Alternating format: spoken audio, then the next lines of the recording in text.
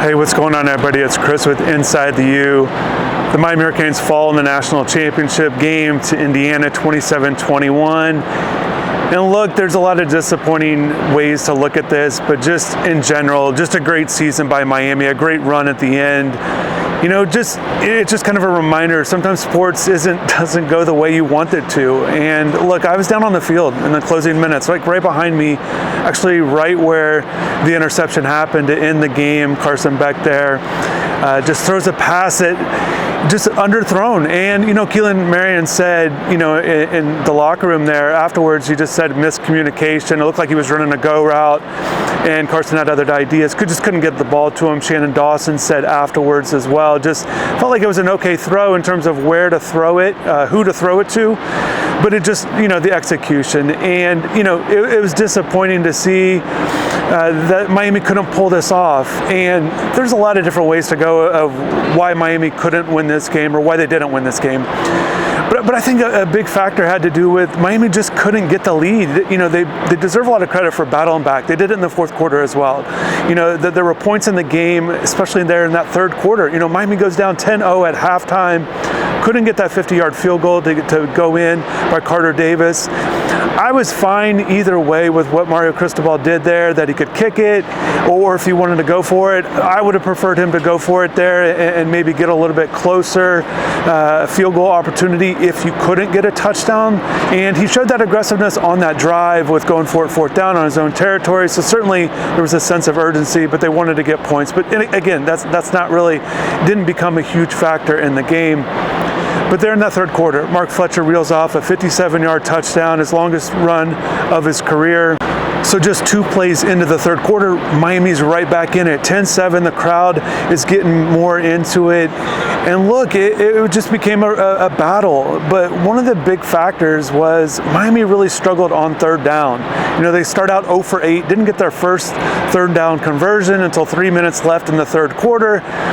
And, you know, there were moments that seemed like Miami could really take the lead in that third quarter. I think about how big, you know, again, right behind me, that pump block return for a touchdown really lifted Indiana.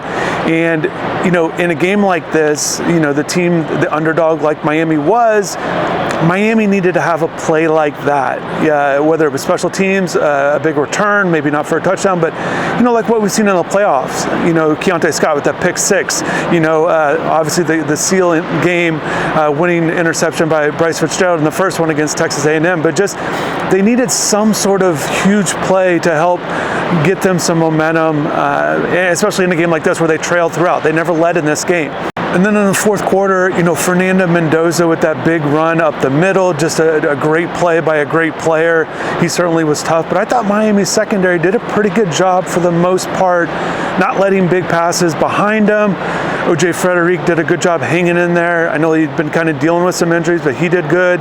You know, Xavier Lucas, when he got back in there in the second half, and they just had a really short rotation with those corners. Ethan O'Connor had been good throughout the playoff run, and he did a good job as well. But, you know, defensively, they do allow that touchdown there to Mendoza, and then that field goal I thought was big. It definitely didn't feel like Indiana was only going to get a field goal, so the Miami defense deserves credit there. They hold them to a field goal, gives the offense a chance.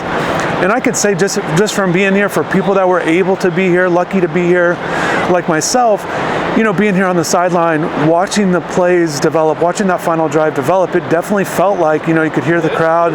Everybody kind of had the sense that Miami's going to pull this off, get that 1-point win. But, you know, the drive was going okay. They got aided by the roughing the passer play, but, you know, Carson was making some passes, and then it just ended so quickly. And you know, it was over before we knew it, and then it was done. And then, you know, just watching the confetti fall and Indiana celebrating, and then watching the Miami players. You know, just to my right, Wesley Bassint just kind of by himself leaned up against the wall and just sat down. It felt like these guys had put so much into this game, this season, and a guy like Wesley, his career, everything kind of consumed him in that moment.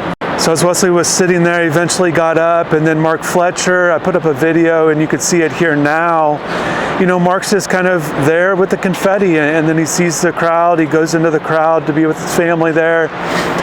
Just a really kind of a heartwarming moment, and you know, just kind of, I don't know if you can quite see, but just trying to uplift his family, a tough time. They were certainly disappointed, but Mark's doing his best to console them, as they're certainly wanting to console him. But a great performance by Mark Fletcher. Certainly reason to be excited for next year with how Mark performed. You know, just one of these great guys that they're going to have back. He said he's coming back, I said, as soon as he announced, but what if he goes on this playoff run and reels off a bunch of good games? But shout out to Mark for how he performed, how he played all season long, and really being a true leader, a great example for this program.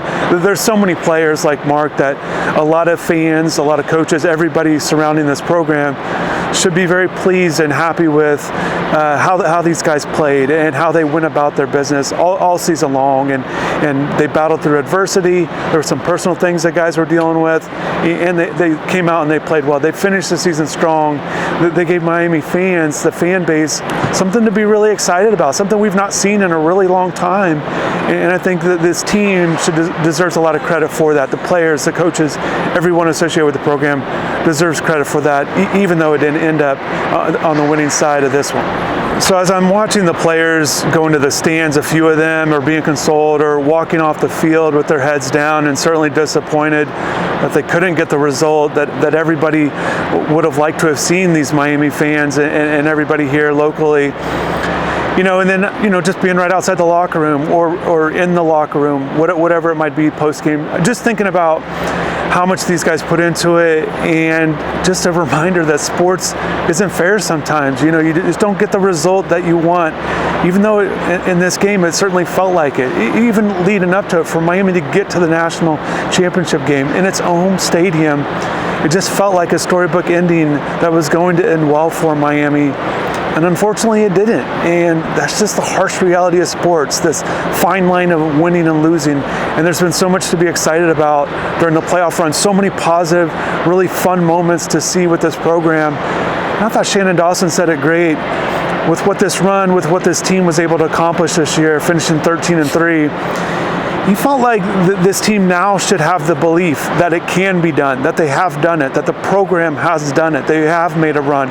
They did go through the play. They did get into the playoffs. They did get to the national championship game. They knocked off really good teams. That tough win at Texas A&M to start it off, and then upset wins over Ohio State and then Ole Miss as well, just to get to this opportunity. So that's something to look forward to. We've got all off season to talk about now where Miami can go from here, but certainly with what they did, that now they've got to address some losses. There's a lot of really good players that have graduated or that will move on to the NFL.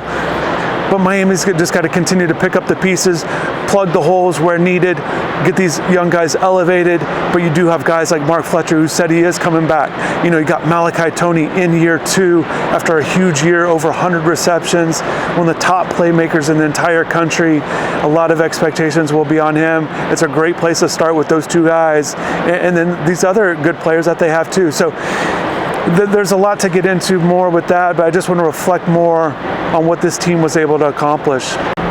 You know, one of the cool things about when your team, your favorite team, the school you went to makes a run, you get to, there's this connection with a lot of people, or you connect with people you haven't talked to in a while, because everyone's just so excited about their athletic program, their sports team, their favorite sports team.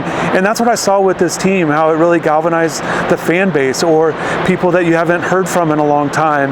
Or, you know, when I was at that Hard Rock Casino event there, watching the former players get together, and some of them hadn't seen each other in a long time, and just all these positive things that this team brought to the fan base, it will go unmatched. It really, they did such a great job of that, and those will be kind of some lasting memories of this 2025 season that ends here in 2026 with this national championship game loss. And certainly they would have loved to have won this, and it would have meant a lot to the program and everybody. They did accomplish a lot, and it wasn't given to them. program. They certainly went out and earned it, and they made the most of their opportunities. And just thinking about kind of going back to Carson Beck, just the tough moment he had with the interception. Obviously, that's not how he wanted to end his college career, but I thought he was great in the post-game comments, talking about disappointment and the hurt that he felt. But he loved this season, and somebody asked, because he has always spoken very highly about being at Miami, even though it was only 1 year, and really thankful for Coach Cristobal and the staff for giving him an opportunity when he said last year at this time he was in a dark place and coming off the injury, didn't know exactly how that was going to go. So he really is appreciative of the staff. But also too, somebody asked him, is this kind of the best year of your life kind of thing? And he said it was. And I just think about guys that came into this program. Muhammad Torre said it too. He said, I was only here 1 year, but these guys are like family, or they are family to me. So I think that kind of thing can go on moving forward. Yes, they'll have new players, but I think those kinds of things within a program are certainly things that you can build on moving forward. Before I wrap this up and get out of here, it is certainly late. It's honestly a little chilly too. But just a huge shout out to Indiana real quick. As I mentioned earlier, there's a tough thing about sports, the tough line of winning and losing, and Indiana, their fans, their coaches, players, everybody surrounded with that program deserves a lot of credit for the journey that they went on. And they deserve a lot of respect for everything that they accomplished, and certainly disappointing from a Miami standpoint, but certainly a huge shout out to what Indiana was able to do.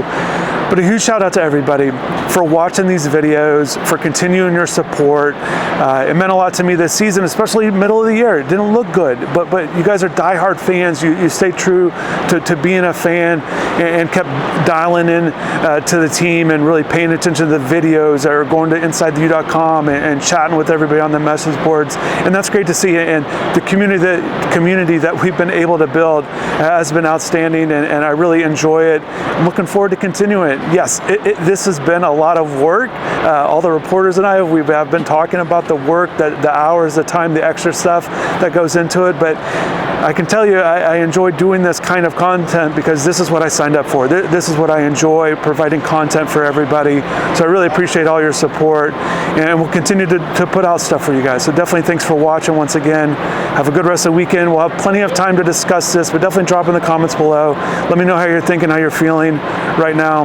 But again, thanks again. Have a good rest of the weekend, and take care.